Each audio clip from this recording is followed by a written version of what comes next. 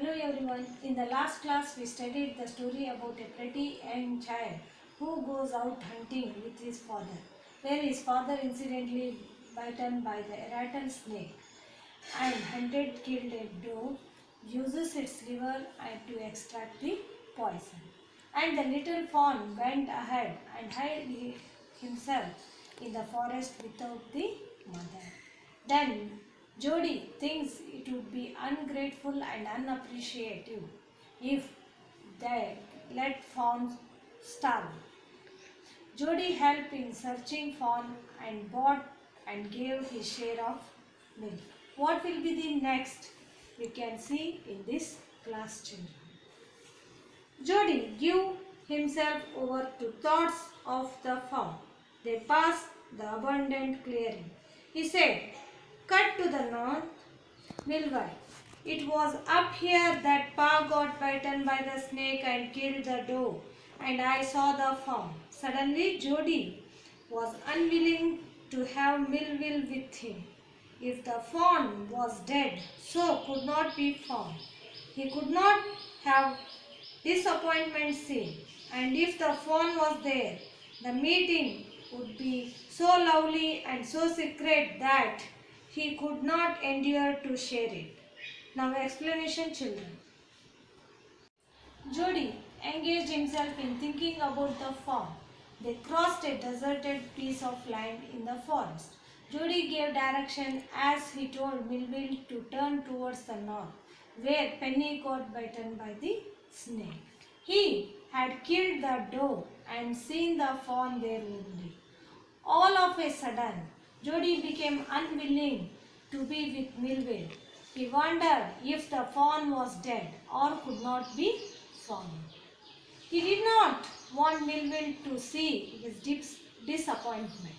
On the other hand, if he found the fawn, the union would be so lovely and personal that he could not bring himself to share it. Now let's move to the next part. He said, "It's not for now, but the scrub is very thick for a horse. I can make it on foot, but I am afraid to leave you, boy. Suppose you got lost or got bitten by the snake too. I will take care. It might take me a long time to find the fawn if he was wandered. Leave me off right here. All right, but you take it easy now. You know, north here and east. There and there, that tall pine makes a bearing. So long, Millville, I am obliged." Now explanation, children. Jody told Millville that the point where he saw the fawn is not very far now. Jody suggested that he would go on by foot, as the scrubs ahead are very thick for a horse. Millville was afraid to leave Jody alone, as what would happen if Jody would got lost or bitten by the snake too. Jody assures him that he will handle it and also that it might take a while for him to find the fawn in case he is wandered further. He told the Millville to leave him nearby. Millville follows his direction and advises him to take it easy. He asked Jody if he is aware where the north and east was.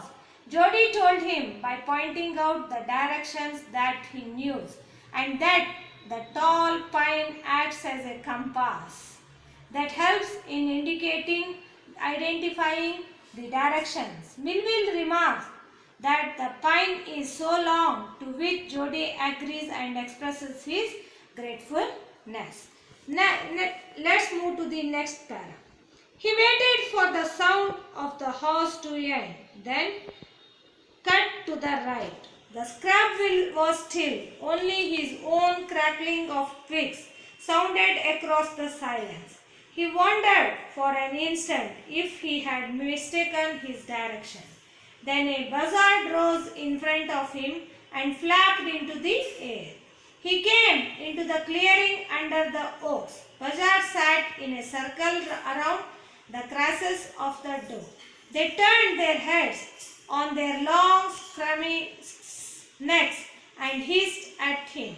He threw his bow at them and they flew into an adjacent tree. The sand showed large cat prints, but the big cats killed fresh, and they had left the doe to the carrion birds. Now explanation, children. Jody waited for the sound of horse to end and let the horse go and bit far and then take a right. The scrub that was in front of him stood still. Only the sound of a few twigs could be heard in the silence. Jody doubted for a second if he had mistaken his direction. A large bird, like a vulture, appeared in front of him and fluttered into the air. He came to the abundant clearing from under the oaks. They sat in a circle around the door that led dead. They looked at him with their heads that lay on their long necks and hissed at him. Jody threw his bow at them and they flew into a nearby tree.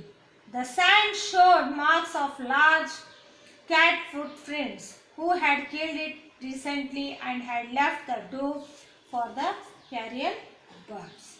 Now let's move to the next paragraph. He aparted the grass at the place where he had seen the fawn. It did not seem possible that it was only yesterday. The fawn was not there. He circled the clearing. There was no sound, no sign. The buzzards clacked their wings, impatient to return to their business. He returned to the spot where the fawn had emerged and dropped on all fours.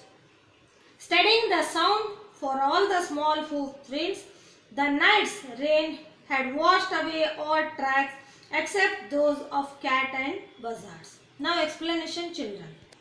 Jody separated the grass from the place where he saw the fawn the previous day. He could not believe it had just been a day. The fawn was not at that place. Jody searched the abundant land, but there was no sign and no sound of one. On the other hand, the buzzards made sound with their wings out of desperation to resume what they were doing.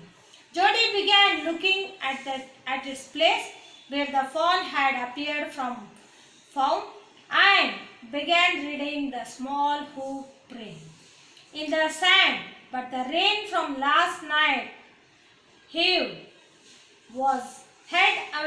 washed away all tracks except for cats and buzzards. Remaining part we can see in the next video, children. Thank you.